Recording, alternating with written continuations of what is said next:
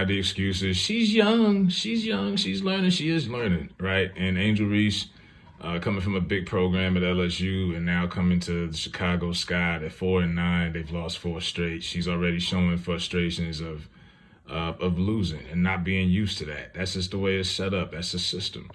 Now, Chicago Sky played Indiana Fever yesterday, WNBA game. Did pretty good business. Ratings did what they did. Sold some good tickets. It was a good event. And Indiana won 93 to 81. Now, this is a convincing win. She's talking after the game as if this was a nail biter and they lost by a game-winning shot or some type of controversy. You know what I mean? You would think that. That wasn't the case. She had only 11 points. Now, I could flip it in her favor and say, okay, she had 11 points, 13 rebounds, 5 assists. She was a few assists away from a triple-double. But you had 11 points. It's like the unwritten rules of basketball. You can't be blaming the loss on officials when you only scored 11 points. I don't care how close the damn game was. You just can't do that. And she does this a lot. Now, after the game, she's going on and saying that she feels like there was some special treatment by the refs. And she's alleging that the officials, once again, are favoring Caitlin Clark. Now, she did this also in the playoffs when they played in the NCAA tournament, LSU, the rematch. When they lost, she was in the podium complaining about officiating, played straight victim. Teary eyes. She's complaining and crying about being sexualized. And I'm like, what? I'm like, she's been a social media icon the last couple of years. She blew up. She's doing all these photography, modeling contracts and everything. She was complaining. Now, if they won, do you think she would have acted like that? I doubt it. She's completely different night and day. And it's like how you act in defeat is just as important as how you act in victory in sports. She doesn't seem to get that. And she's 0-3 versus Caitlin Clark since this moment that made her go viral in the championship game a year ago. So they lost this year in the playoffs, and then she's 0-2 versus her in the WNBA so far. And Caitlin Clark had 23 points in that game. So, I don't know. And even if you go back to the playoffs, okay, so you got sent home. The next week, the national championship game is on. She's at home. Angel Reese is at home watching the game on the couch like everybody else.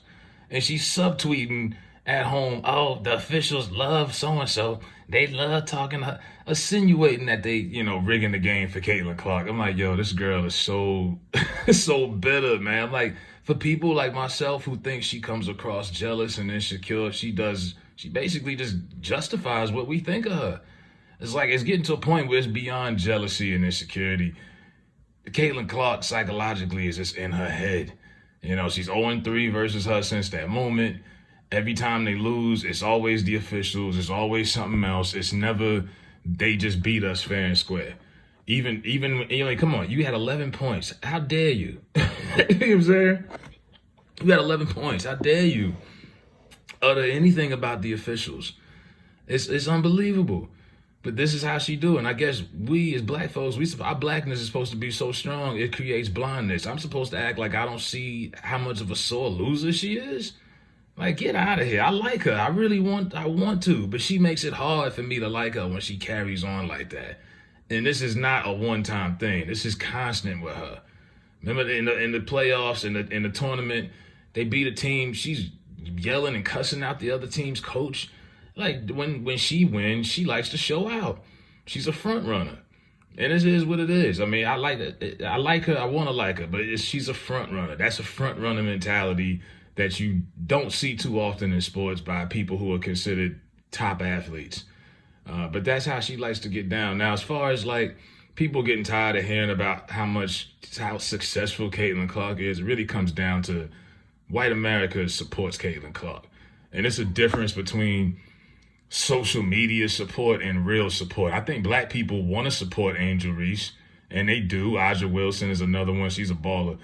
But social media, like Angel Reese, if she got half the support that she gets on Black Twitter and the Shade Room and all these people that be in the comment section writing all their paragraphs, if half of y'all supported her like the way white America does Caitlin Clark, you wouldn't even hear about all of this stuff because it's such a huge marginal gap in success.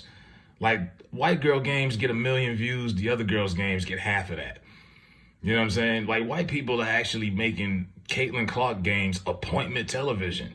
Like, they basing their day around this. They've made Caitlin Clark games a family event on the weekends. Oh, honey, I'd be soccer mom. Honey, go get the van. Let's go. Well, Caitlin Clark's coming to town. Yay! You know what I mean? Like, this has become a thing. Like, they come out in droves to support this girl. They buying her jerseys off the rack. You look at jersey numbers and ratings, it's not even close. So it's like black people need to put their money where their mouth is, like white people have when it comes to this girl. And then you'll start seeing more even support. But that's really comes down to white America is actually supporting Caitlin Clark beyond just clicks and likes on social media. Because you got plenty of social media warriors that are battle for Angel Reese all day on Black Twitter and everywhere. But are y'all really watching the games? Because the ratings say otherwise. But guarantee if a Caitlin Clark game comes on, white America, not all of them, but a good portion of them, they're going to tune in. And this is just season 1. You know, it'll get bigger, you know. But yeah, you know, they put your money where your mouth is. If you really want to support these girls, her following, Caitlin Clark's following is showing you how it's done. That's how you really support. And I don't want to let black folks off the hook. I know we got inflation, times is hard, but hell, y'all made LeBron a lot of money. You made Steph Curry a lot of money. You damn sure supported Kobe. You supported all these others. So why can't you support this if you really want to go to bat for her? But instead, it seems like Angel Reese and her have become like the scapegoat for this racial conversation. And there's a lot of people who really they could care less about the WNBA. They'll sit there and act like it, like the Mark DeMont Hills and people, they just saying it because it just sounds good and it's a racial conversation to have. But it's like, if y'all really want to support her, do it. Until then, you're going to continue to hear about the large marginal gap and how many girls really are rocking with the rest of these females. Because Aja Wilson is a baller too. And how many people are really supporting her team?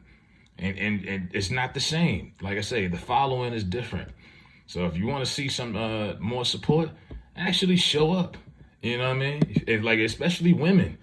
And, you know, how many women sit around and watch Housewives of Atlanta and all these shows? If you got a third of those women that watch all these shows support the women's league, that is the NBA basically fronts the money for the WNBA to run. They're going to lose like $50 million this year alone just because. They lose $10 million a year, you know, funding the WNBA. They're not making anything out of this. It hasn't never been profitable. Now it has an opportunity, but that's my take on that. Let me know what y'all think if Angel Reese is being too much of a sore loser, or maybe this is just what we're supposed to look past. Let me know if I'm tripping or not in the comments. I'm out.